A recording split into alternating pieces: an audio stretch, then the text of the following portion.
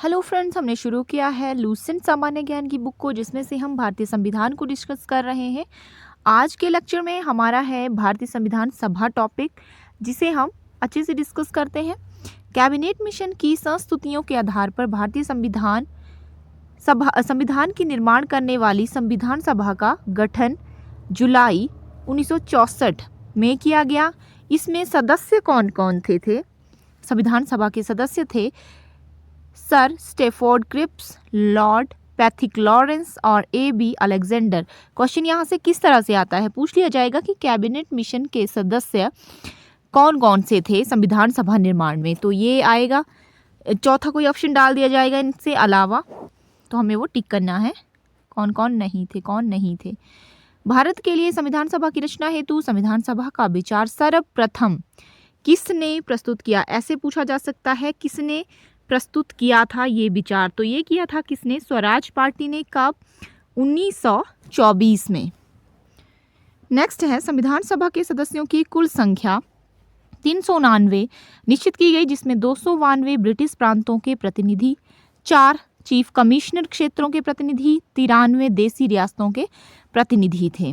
Mission योजना के अनुसार जुलाई 1946 में संविधान सभा का चुनाव हुआ था। मिशन योजना के अनुसार, कौन सी मिशन योजना? कैबिनेट मिशन योजना के अनुसार जुलाई 1946 में संविधान सभा का चुनाव हुआ था। कुल 399 सदस्यों में से प्रांतों के लिए निर्धारित 296 सदस्यों के लिए चुनाव हुए, जिन्हें विभिन्न प्रांतों की विधानसभाओं द्वारा चुना गया। इसमें कांग्रेस को 208, मुस्लिम लीग को 73 एवं 12 अन्य दलों को स्थान जो थे वो प्राप्त हुए। तो सबसे ज़्यादा यहाँ पे मिले थे कांग्रेस को। 9 दिसंबर 1946 को संविधान सभा की पहली बैठक हुई। ऐसे भी आता है कि संविधान सभा की पहली जो बैठक थी वो कब हुई थी, तो ये हुई है आपके 9 दिसंबर को 1946 में। कहाँ हुई है? दिल्ली में के काउंसिल चैम्बर के पुस्तकालय भवन में हुई है। अब इसमें क्या हुआ था, तो इसमें एक अध्यक्ष भी चुनना था। तो उस समय एक टेम्पररी अध्यक्ष को, अस्थायी अध्यक्ष चुने गए हैं डॉक्टर सच्चिदानंद सिन्हा को। किसे चुना गया? डॉक्टर सच्चिदानंद सिन्हा को। ये हमें याद होना चाहिए, ये क्वेश्चन रिपीट होता है, आता है कई बार। मुस्लिम लीग ने इस बैठक का बहिष्कार कर दिया। मुस्लिम लीग तो इसमें शामिल नहीं हुई और पाकिस्तान के लिए बिल्कुल अलग संविधान की मांग इन्होंने प्रारंभ कर दी थी। और कौन शामिल नहीं हुआ? हैदराबाद, जो कि एक देसी रियासत थी, जिसके प्रतिनिधि संविधान सभा में सम्मिलित नहीं हुए थे। प्रांतों या देसी रियासतों को उनकी जनसंख्या के अनुपात में संविधान सभा में प्रतिनिधित्व दिया गया था। साधारणतः यह था 10 लाख की आबादी पर एक स्थान, 10 लाख की आबादी पर एक स्थान दिया गया था। प्रांतों का प्रतिनिधित्व मुख्यतः 3 प्रमुख समुदायों की जनसंख्या के आधार पर विभाजित था। सबको पता है, मुस्लिम, सिख और साधारण हिंदू जनता। संविधान सभा की प्रमुख समितियां एवं उनके अध्यक्ष, हमें ये याद होना चाहिए, यहाँ से क्वेश्चन कई बार बनते हैं। संचालन समिति के अध्यक्ष थे डॉक्टर राजेंद्र प्रसाद।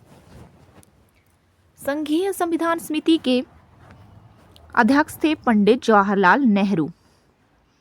प्रांतीय संविधान समिति के थे सरदार वल्लभ भाई पटेल और प्रारूप समिति के थे डॉक्टर भीमराव अंबेडकर। संघ शक्ति समिति के थे पंडित जवाहरलाल नेहरू। मौलिक अधिकारों एवं अल्पसंख्यकों संबंधी परामर्श समिति थी, जिसमें थे सरदार वल्लभ भाई पटेल। राष्ट्र ध्वज संबंधी तदर्थ समिति के थे डॉक्टर राजेंद्र प्रसाद। मौलिक अधिकारों एवं अल्पसंख्यकों संबंधी जो परामर्श समिति थी, उसको 2 उप समितियों में बांटा गया, मौलिक अधिकार उप समिति और अल्पसंख्यक उप समिति। तो मौलिक अधिकार उप समिति के अध्यक्ष थे JV कृपलानी। अल्पसंख्यक उप समिति के थे HC मुखर्जी। संविधान सभा में ब्रिटिश प्रांतों में 296 प्रतिनिधियों का विभाजन सांप्रदायिक आधार पर किया गया था। कैसे किया गया था? सांप्रदायिक आधार पर किया गया था। 213 सामान्य और जो 79 थे वो मुस्लिम तथा सिख थे, 4। इस तरह से स्थानों का आवंटन हुआ। संविधान सभा के सदस्यों में अनुसूचित जनजाति के सदस्यों की संख्या थी 33 और संविधान सभा में महिला सदस्यों की संख्या थी 15। अब ये महिला कौन कौन सी थी? तो यहाँ पे आप देख सकते हैं अम्मू स्वामीनाथन थी और एनी मैस्करीन थी, बेगम एजाज रसूल, दक्षायनी वेल्यादन जी, दुर्गाबाई, हंसा मेहता, कमला चौधरी, लीला रे, मालती चौधरी, पूर्णिमा बनर्जी, रेणुका राय, सरोजनी नायडू, राजकुमारी अमृत कौर, सुचिता कृपलानी और विजयलक्ष्मी पंडित। इन चारों के बारे में तो सभी को पता होगा। 11 दिसंबर 1946 को डॉक्टर राजेंद्र प्रसाद संविधान सभा के स्थायी अध्यक्ष जो थे निर्वाचित हुए। अब ये भी क्वेश्चन आएगा, स्थायी अध्यक्ष कौन थे? अस्थायी तो हमने देख लिया, जो स्थायी अध्यक्ष थे कौन थे? डॉक्टर राजेंद्र प्रसाद। ये हमें पता होना चाहिए, डॉक्टर राजेंद्र प्रसाद। जैसे अस्थायी थे डॉक्टर सच्चिदानंद सिन्हा। संविधान सभा की कार्यवाही 13 दिसंबर 1946 को जवाहरलाल नेहरू द्वारा पेश किए गए उद्देश्य प्रस्ताव के साथ ही प्रारंभ हुई। किसने पेश किया था उद्देश्य प्रस्ताव? तो ये किया था पंडित जवाहरलाल नेहरू ने, उसी को बेस बनाया गया। 22 जनवरी 1947 ईस्वी को उद्देश्य प्रस्ताव की स्वीकृति के बाद संविधान सभा ने संविधान निर्माण हेतु अनेक समितियां नियुक्त की। इनमें प्रमुख थी वार्ता समिति, संघ संविधान समिति, प्रांतीय संविधान समिति, संघ शक्ति समिति, प्रारूप समिति। वीएन राव द्वारा तैयार किए गए संविधान के प्रारूप पर विचार विमर्श करने के लिए संविधान सभा द्वारा 29 अगस्त 1947 को एक संकल्प पारित करके प्रारूप समिति का गठन किया गया था तथा इसके अध्यक्ष के रूप में डॉक्टर भीमराव अंबेडकर को चुना गया। प्रारूप समिति के अध्यक्ष थे भीमराव अंबेडकर जी। प्रारूप समिति के सदस्यों की संख्या थी 7। टोटल इसमें सदस्य थे कितने? 7, जो थे डॉक्टर भीमराव अंबेडकर जो अध्यक्ष भी थे, एन गोपाल स्वामी अयंगर, अलादी कृष्णा स्वामी अय्यर, कन्हैयालाल मणिकलाल मुंशी, सैयद मोहम्मद सादुल्ला, एन माधव राव जो कि वी एल मित्र के स्थान पे थे, डी.पी. खेतान। 1948 में इनकी मृत्यु हो गई थी, तो इसके बाद टी कृष्णामाचारी को सदस्य बनाया गया था प्रारूप समिति का। संविधान सभा में अंबेडकर का पहली बार निर्वाचन बंगाल से हुआ तथा देश बंटवारे के बाद हुआ बॉम्बे से। देश आजाद हो गया तो वहां से हुआ बॉम्बे से। 3 जून 1947 ईस्वी की योजना के अनुसार देश का बंटवारा हो जाने पर भारतीय संविधान सभा की कुल सदस्य संख्या हो गई कितनी? 324, जिसमें 235 स्थान प्रांतों के लिए और 99 स्थान जो थे देशी राज्यों के लिए थे। कैबिनेट मिशन 1945 ईस्वी के प्रस्ताव पर गठित अंतरिम मंत्रिमंडल, इसमें जो मंत्रिमंडल बना वो इस प्रकार था: जवाहरलाल नेहरू जिन्हें दिया गया विभाग, कार्यकारी परिषद के उपाध्यक्ष बने, विदेशी मामले तथा राष्ट्रमंडल। वल्लभ भाई पटेल गृह, सूचना तथा प्रसारण विभाग ने मिला। बलदेव सिंह को रक्षा, जॉन मथाई को उद्योग आपूर्ति, सी राजगोपालाचारी जी को शिक्षा, सी.एच. भाभा को कार्य खान एवं बंदरगाह और राजेंद्र प्रसाद को खाद्य एवं कृषि विभाग मिला। आसफ अली को रेलवे विभाग मिला और जगजीवन राम को मिला श्रम विभाग। मंत्रिमंडल में शामिल मुस्लिम लीग के सदस्य, तो कौन कौन थे? मुस्लिम लीग के सदस्य भी थे इस मंत्रिमंडल में। तो लियाकत अली खान को मिला वित्त विभाग, आई चंद्रीकर को मिला वाणिज्य विभाग, अब्दुल रव नस्तर को संचार विभाग मिला, जोगेंद्र नाथ मंडल को विधि विभाग और गजानतर अली खान को मिला स्वास्थ्य विभाग। देश विभाजन के बाद संविधान का पुनर्गठन हुआ 31 अक्टूबर 1947 को। कब हुआ? 31 अक्टूबर 1947 को पुनर्गठन, संविधान सभा का पुनर्गठन। और 31 दिसंबर 1947 को संविधान सभा के सदस्यों की कुल संख्या कितनी थी? 299, जिसमें प्रांतीय सदस्यों की संख्या 229 एवं देशी रियासतों के सदस्यों की संख्या थी 70। प्रारूप समिति ने संविधान के प्रारूप पर विचार विमर्श करने के बाद 21 फरवरी 1948 को संविधान सभा को अपनी रिपोर्ट जो थी वो पेश कर दी। संविधान सभा में संविधान का प्रथम वाचन 4 नवंबर से 9 नवंबर 1948 तक चला। दूसरा वाचन 15 नवंबर 1948 से 17 अक्टूबर 1949 तक चला, और तीसरा वाचन चला था आपका 14 नवंबर 1949 से 26 नवंबर 1949 तक। और संविधान सभा द्वारा संविधान को पारित कर दिया गया इस तरह से। इस समय संविधान सभा के जो सदस्य थे उपस्थित थे 284 सदस्य उस समय उपस्थित थे। स्वतंत्र भारत का पहला मंत्रिमंडल 1947 में, अब स्वतंत्र भारत का पहला जो मंत्रिमंडल बनता है उसमें मंत्री और उनके विभाग थे, जैसे जवाहरलाल नेहरू हैं, इनको प्रधानमंत्री नियुक्त किया गया, और राष्ट्रमंडल एवं विदेश मामले वैज्ञानिक शोध विभाग इनके हाथ में था। सरदार वल्लभ भाई पटेल गृह सूचना व प्रसारण राज्यों के मामले इनका विभाग था। डॉक्टर राजेंद्र प्रसाद खाद्य एवं कृषि विभाग, मौलाना अब्दुल कलाम आज़ाद शिक्षा विभाग, जॉन मथाई रेलवे परिवहन, डॉक्टर वी.आर. अम्बेडकर विधि विभाग और जगजीवन राम को श्रम विभाग, सरदार वल्लभ देव सिंह को रक्षा विभाग और राजकुमारी अमृत कौर को मिला था स्वास्थ्य विभाग, C.H. भाभा को वाणिज्य विभाग, रफ़ी अहमद किदवई को संचार विभाग, R.K. षणमुखम शेट्टी को वित्त विभाग मिला। डॉक्टर श्यामा प्रसाद मुखर्जी को उद्योग एवं आपूर्ति विभाग मिला। V.N. गॉडगिल को कार्य खान एवं ऊर्जा विभाग मिला था। तो संविधान निर्माण की प्रक्रिया में कुल कितना समय लगा? नेक्स्ट क्वेश्चन आ जाएगा ऐसे, इस तरह से हमें पता होना चाहिए। 2 वर्ष 11 महीने 18 दिन लगे थे। 2 वर्ष 11 महीने और लगे हैं 18 दिन, ये हमें पता होना चाहिए। कई बार ये डायरेक्ट क्वेश्चन पूछ लिया जाता है। संविधान के प्रारूप पर कुल 114 दिन जो थी वो बहस हुई थी। संविधान निर्माण कार्य में कुल मिलाकर 63,96,729 रुपए जो हैं वो व्यय हुए हैं, खर्च हुए हैं। संविधान को जब 26 जनवरी 1949 को संविधान सभा द्वारा पारित किया गया तब इसमें कुल भाग थे कितने? 22 भाग। ये भी हमें पता होना चाहिए। जो मूल संविधान है उसमें क्या प्रावधान था, कितने भाग थे, कितने अनुच्छेद थे, तो ये हमें पता होना चाहिए। और 8 अनुसूचियां थी। कितनी? 8 अनुसूचियां थी, 22 भाग थे, 395 जो अनुच्छेद थे और 8 अनुसूचियां थी। इस तरह हमें पता होना चाहिए। और पारित कब हुआ संविधान सभा में? हमारा संविधान तो ये हुआ है 26 नवंबर को, ये भी पता होना चाहिए, 26 नवंबर 1949 को। और इसमें कुल भाग थे 22, 395 अनुच्छेद और 8 अनुसूचियां थी। और वर्तमान की बात पूछी जाए तो वर्तमान में इसमें है 25 भाग। वर्तमान में है 25 भाग और 400 प्लस इसमें अनुच्छेद हैं, 444 लेकर चलते हैं, 444, और इसमें 12 अनुसूचियां हो गई हैं, 12 अनुसूचियां इस तरह से अब है एट प्रेजेंट। 25 भाग हैं, 444 अनुच्छेद हैं और 12 अनुसूचियां हैं। संविधान के कुल अनुच्छेदों में आगे ये आप पढ़ सकते हैं। और 26 जनवरी 1950 को जो था भारतीय संविधान को लागू किया गया था, ये भी हमें पता होना चाहिए।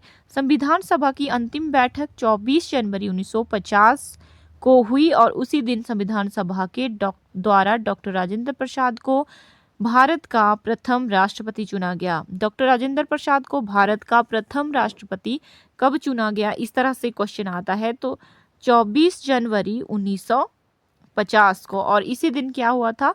संविधान सभा की अंतिम बैठक हुई थी। संविधान सभा 26 जनवरी 1950 से 1951-52 में हुए आम चुनावों के बाद बनने वाली नई संसद के निर्माण तक भारत की अंतरिम संसद के रूप में काम करती रही। संविधान सभा द्वारा किए गए कुछ अन्य कार्य थे। इसने मई 1949 में राष्ट्रमंडल में भारत की सदस्यता का सत्यापन किया। इसने 22 जुलाई 1947 को राष्ट्रीय ध्वज को अपनाया। तो क्वेश्चन आता है कि राष्ट्रीय ध्वज को संविधान सभा ने कब अपनाया? तो हमें पता होना चाहिए 22 जुलाई 1947 को। इम्पॉर्टेंट है, डायरेक्ट क्वेश्चन भी पूछ लिया जाता है ये भी। नेक्स्ट है, इसने 24 जनवरी 1950 को राष्ट्रीय गान और राष्ट्रीय गीत को अपनाया था। 26 जुलाई 1947 को गवर्नर जनरल ने पाकिस्तान के लिए पृथक संविधान सभा की स्थापना की घोषणा की थी। नेक्स्ट आता है भारतीय संविधान की प्रस्तावना। तो नेहरू द्वारा प्रस्तुत उद्देश्य संकल्प में जो आदर्श प्रस्तुत किए हैं उन्हें ही संविधान की प्रस्तावना या उद्देशिका में शामिल किया गया है। संविधान के 42वें संवैधानिक संशोधन द्वारा यथा संशोधित यह उद्देशिका निम्न है। कौन सा संशोधन? 42वां संवैधानिक संशोधन जो कि हुआ है 1976 में। हम भारत के लोग, ये प्रस्तावना है, हम भारत के लोग भारत को एक संपूर्ण प्रभुत्व संपन्न समाजवादी पंथनिरपेक्ष लोकतंत्रात्मक गणराज्य बनाने के लिए तथा उसके समस्त नागरिकों को सामाजिक आर्थिक राजनीतिक न्याय विचार अभिव्यक्ति विश्वास धर्म और उपासना की स्वतंत्रता प्रतिष्ठा और अवसर की समता प्राप्त करने के लिए तथा उन सब में व्यक्ति की गरिमा और राष्ट्र की एकता और अखंडता सुनिश्चित करने वाली बंधुता बढ़ाने के लिए दृढ़ संकल्प होकर अपनी इस संविधान सभा में आज तारीख 26 नवंबर 1949 में, और ये भी दिया गया है कि मिति मार्ग शीर्ष शुक्ल सप्तमी संवत 2006 विक्रमी को एतद द्वारा इस संविधान को अंगीकृत अधिनियमित और आत्मर्पित करते हैं। क्योंकि ये जो प्रस्तावना है इसमें मेन क्या है, भारत के लोगों के बारे में ही इसमें मेन है। प्रस्तावना में मुख्य बातें क्या क्या हैं? तो संविधान की प्रस्तावना को संविधान की कुंजी भी कहा जाता है। क्या कहा जाता है? संविधान की कुंजी, की ऑफ कॉन्स्टिट्यूशन। प्रस्तावना संविधान का आरंभिक अंक होते हुए भी कानूनी तौर पर उसका भाग नहीं माना जाता है, ये एक विवाद है। तो प्रस्तावना के अनुसार संविधान के अधीन समस्त शक्तियों का केंद्र बिंदु अर्थात स्रोत भारत के लोग ही हैं। जो केंद्र बिंदु है प्रस्तावना का वो क्या है? भारत के लोग। प्रस्तावना में लिखित शब्द यथा हम भारत के लोग इस संविधान को अंगीकृत अधिनियमित और आत्मार्पित करते हैं, भारतीय लोगों की सर्वोच्च संप्रभुता का उद्घोष करते हैं। प्रस्तावना को न्यायालय में प्रवर्तित नहीं किया जा सकता। यह निर्णय यूनियन ऑफ इंडिया बनाम मदन गोपाल 1997 के निर्णय में घोषित किया गया। यानी यदि सरकार या कोई नागरिक प्रस्तावना की अवहेलना करता है तो उसकी रक्षा के लिए हम अदालत की सहायता नहीं ले सकते। ये बात ही है, लेकिन बाद में ऐसा नहीं रहा। वेरुवाड़ी यूनियन बाद 1960 में सर्वोच्च न्यायालय ने निर्णय दिया कि जहां संविधान की भाषा संदिग्ध हो वहां प्रस्तावना विधिक निर्वाचन में सहायता करती है। वेरुवादी बाद में ही सर्वोच्च न्यायालय ने प्रस्तावना को संविधान का अंग नहीं माना, इसलिए विधायिका प्रस्तावना में संशोधन नहीं कर सकती। परंतु सर्वोच्च न्यायालय ने केशवानंद भारती बनाम केरल राज्यवाद, ये कब हुआ था? तो ये हुआ है 1973 में, कहा कि प्रस्तावना संविधान का अंग है, इसलिए विधायिका उसमें संशोधन कर सकती है। विधायिका कहा जाता है संसद को। केशवानंद भारतीवाद में ही सर्वोच्च न्यायालय ने मूल ढांचे का सिद्धांत दिया, थ्योरी ऑफ बेसिक स्ट्रक्चर, तथा प्रस्तावना को संविधान का मूल ढांचा माना। संसद संविधान की मूल ढांचा में नकारात्मक संशोधन नहीं कर सकती। स्पष्टतः संसद वैसा संशोधन कर सकती है जिससे मूल ढांचे या विस्तार व मजबूतीकरण होता है। 42वें संवैधानिक संशोधन अधिनियम 1976 के द्वारा इसमें समाजवादी इंपॉर्टेंट है, समाजवादी पंथनिरपेक्ष और राष्ट्र की अखंडता शब्द जोड़े गए। किसके द्वारा? 42वां संवैधानिक संशोधन 1976 के द्वारा। भारत के संविधान की प्रस्तावना में 3 प्रकार का न्याय बताया गया है। कौन कौन से? सामाजिक न्याय, आर्थिक न्याय और राजनीतिक न्याय के बारे में बात की गई है। और 5 प्रकार की स्वतंत्रता, विचारों की स्वतंत्रता, अभिव्यक्ति की, विश्वास धर्म और उपासना की स्वतंत्रता, एवं 2 प्रकार की समानताएं दी गई हैं, प्रतिष्ठा एवं अवसर। भारत का संविधान विश्व का सबसे बड़ा लिखित एवं सर्वाधिक व्यापक संविधान है। अतः यह क्या है? अंशतः कठोर है और अंशतः लचीला है। कठोर भी है कुछ मामलों में और लचीला भी है।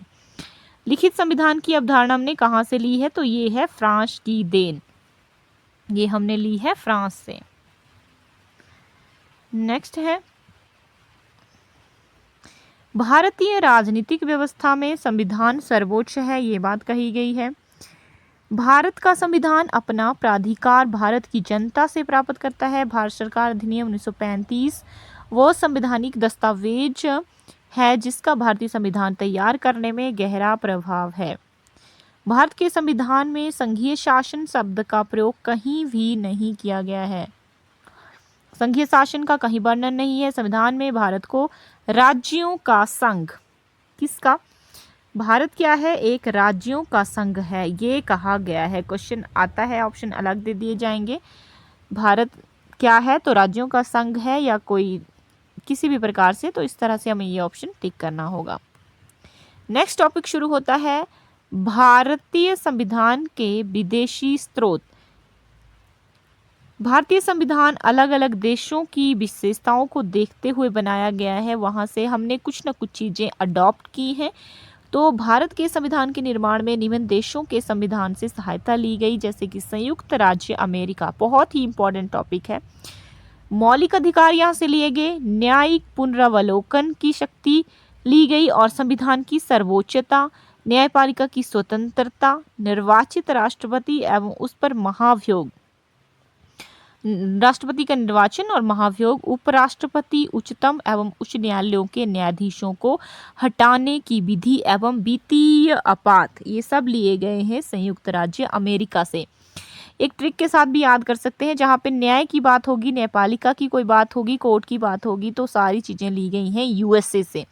मौलिक अधिकार, राष्ट्रपति पर महाभियोग, न्यायिक पुनर्वलोकन, उपराष्ट्रपति, उच्चतम एवं उच्च न्यायालयों के न्यायाधीशों को हटाने की विधि और वित्तीय आपातकाल, जो कि लगता है अकॉर्डिंग टू द आर्टिकल 360, ये भी लिया गया है कहाँ से?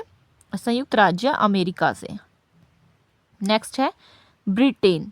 ब्रिटेन से क्या लिया गया है? संसदात्मक शासन प्रणाली, 2 सदनों की जो शासन प्रणाली है वो राज्यसभा और लोकसभा, ये लिए गए हैं कहाँ से? द्विसदनीय जो हमारी संसद है वो लिया गया है आपका ब्रिटेन से।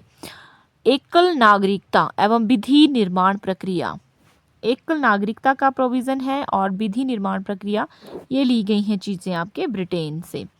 नेक्स्ट है आयरलैंड। आयरलैंड से क्या लिया गया है? नीति निर्देशक सिद्धांत लिए गए हैं, राष्ट्रपति के निर्वाचक मंडल की व्यवस्था ली गई, राष्ट्रपति द्वारा राज्यसभा में साहित्य, कला, विज्ञान व समाज सेवा इत्यादि के क्षेत्र में ख्याति प्राप्त व्यक्तियों का जो मनोनयन किया जाता है, तो वो भी लिया गया है आयरलैंड से। ऑस्ट्रेलिया से क्या लिया गया है?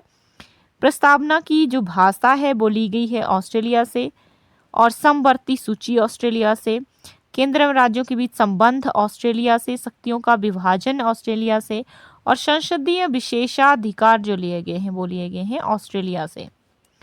जर्मनी बहुत इंपॉर्टेंट है। जर्मनी से आपातकाल के प्रवर्तन के दौरान राष्ट्रपति को मौलिक अधिकार संबंधी शक्तियां जो दी गई हैं, या फिर आपातकालीन शक्तियां जो राष्ट्रपति के पास हैं वो ली गई हैं जर्मनी से। नेक्स्ट है कनाडा से। तो कनाडा से क्या लिया गया है?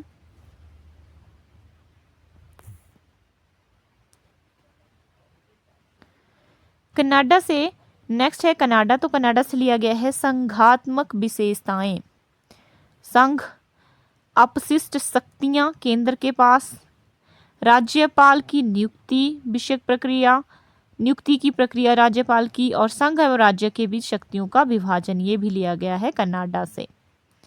मेन आ जाता है कई बार संघात्मक विशेषता कहाँ से ली गई है, तो ये हमें पता होना चाहिए कनाडा से।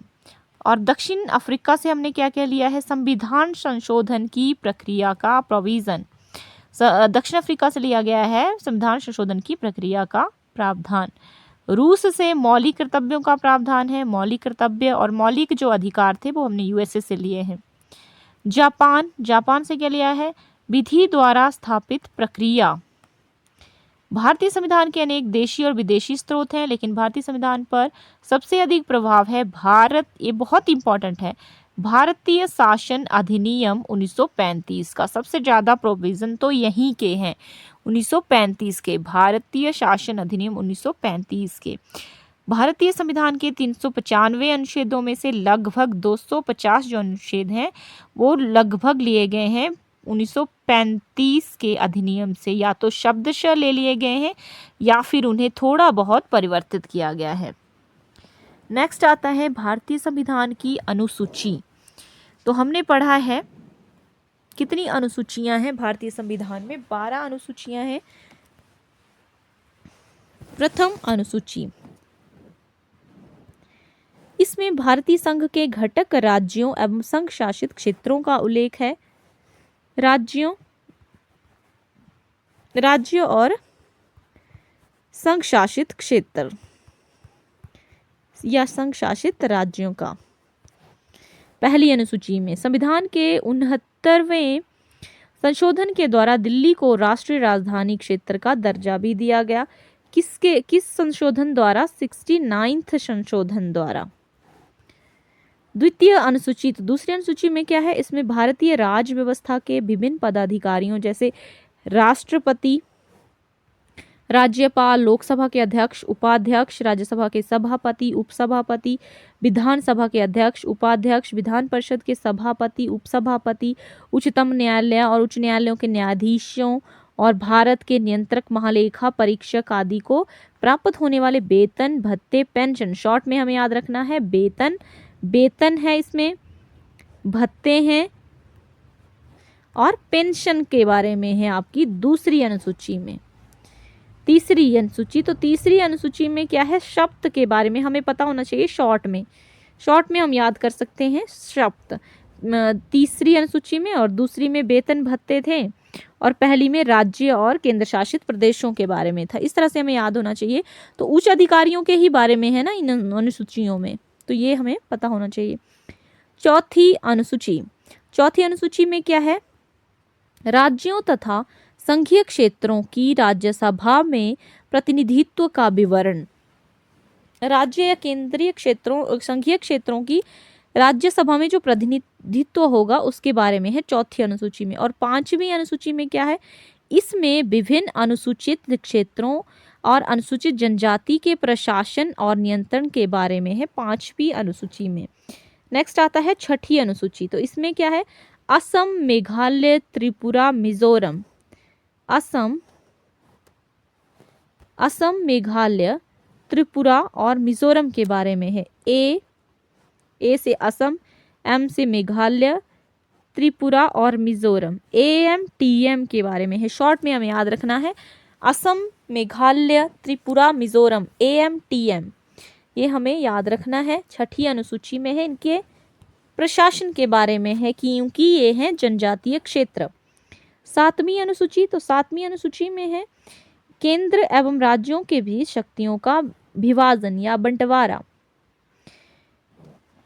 जैसे संघ सूची है, इसके अंतर्गत 3 अनुसूची आएंगी, संघ सूची, राज्य सूची और समवर्ती सूची। इसके विषय में है आपका 7वीं अनुसूची में शक्तियों के विभाजन के बारे में और 3 सूचियां आएंगी। तो संघ सूची में विषय होंगे आपके 100 विषय, ये हमें याद होना चाहिए। राज्य सूची में विषय होंगे 61, ये हमें याद होना चाहिए। और समवर्ती सूची के बारे में भी पता होना चाहिए हमें, 52 टॉपिक्स होंगे इसमें, ये हम यहाँ से पढ़ सकते हैं। संघ सूची में कौन कौन से विषय हैं? तो इसमें आएंगे देश की प्रतिरक्षा, विदेशी मामले, युद्ध शांति, रेल, डाक, तार, मुद्रा, बैंकिंग, परमाणु शक्ति, ऐसे पूछ लिया जाता है। बैंकिंग किस सूची का विषय है, रेल किस सूची का विषय है। और राज्य सूची में आएंगे आपके कौन से विषय? शांति और व्यवस्था, पुलिस, जेल, स्थानीय शासन, कृषि, जनस्वास्थ्य, राज्य के अंदर होने वाला व्यापार, न्याय विभाग आदि, ये सारे। और समवर्ती सूची में आएगा बहुत ही इंपॉर्टेंट, ये जो पूछा जाता है शिक्षा के बारे में, ये कौन सी सूची का विषय है? तो ये है समवर्ती सूची का, ये हमें पता होना चाहिए। शिक्षा, आर्थिक नियोजन, दीवानी फौजदारी, कानून एवं प्रक्रिया, विवाह, तलाक, शिक्षा, आर्थिक नियोजन, बिजली, समाचार पत्र, श्रमिक संघ और वन, ये सारे आते हैं आपके समवर्ती सूची में। 8वीं अनुसूची, तो 8वीं अनुसूची में है 22 भाषाओं के बारे में। 22 भाषाओं का उल्लेख है हमारे 8वीं अनुसूची में। मूल रूप से 8वीं अनुसूची में 14 भाषाएं हैं। 1967 में 21वां संशोधन हुआ जिसमें सिंधी को, और 1992 में हुआ 71वां संशोधन जिसमें कोंकणी, मणिपुरी और नेपाली को, और 2003 में 92वें संशोधन में मैथिली, संथाली, डोगरी और बोडो को 8वीं अनुसूची में शामिल कर दिया गया है और टोटल हो गई हैं 22 भाषाएं। नेक्स्ट है 9वीं अनुसूची, तो इसमें है आपका संविधान में अनुसूची प्रथम संविधान संशोधन अधिनियम 1951 में जोड़ी गई है। 1951 में पहला संशोधन इसके द्वारा जोड़ी गई है। इसके अंतर्गत राज्य द्वारा संपत्ति के अधिग्रहण की विधियों का उल्लेख किया जाता है। संपत्ति का अधिग्रहण भी सरकार द्वारा किया जाता है, तो इसके बारे में यहाँ पे है। और इस अनुसूची में सम्मिलित विषयों को न्यायालय में चुनौती नहीं दी जा सकती। वर्तमान में इस अनुसूची में है 284 अधिनियम। नेक्स्ट है आपका 10वीं अनुसूची, तो 10वीं अनुसूची में है दल व दल से संबंधित प्रावधान, और ये कब हुई है एड अप, ये हुई है एड ऑन आपके 52वें संवैधानिक संशोधन में, जो कि हुआ है 1985 में। ये हमें पता होना चाहिए, क्वेश्चन इस तरह से पूछा जाता है एग्जाम्स में। नेक्स्ट है 11वीं अनुसूची, तो यह अनुसूची संविधान में 73वें संवैधानिक संशोधन में जोड़ी गई है 1993 में, जो या फिर 92 में, इस तरह से ये जोड़ी गई है आपके 73वें संविधान में और संशोधन में। इसमें पंचायती राज संस्थाओं को कार्य करने के लिए 29 विषय 11वीं अनुसूची में है पंचायती राज की व्यवस्था, और पंचायती राज में है आपके कितने विषय दिए गए हैं, पंचायती राज को 29 विषय दिए गए हैं। नेक्स्ट है 12वीं अनुसूची, तो इसमें है स्थानीय स्वशासन के बारे में।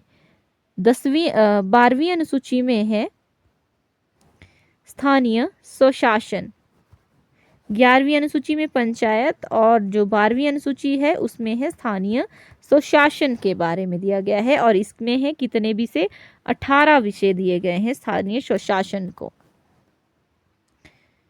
इसको 74वें संवैधानिक संशोधन 1993 के द्वारा जो है वो जोड़ा गया है।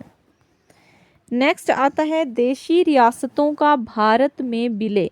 इस टॉपिक को हम डिस्कस करेंगे नेक्स्ट वीडियो में।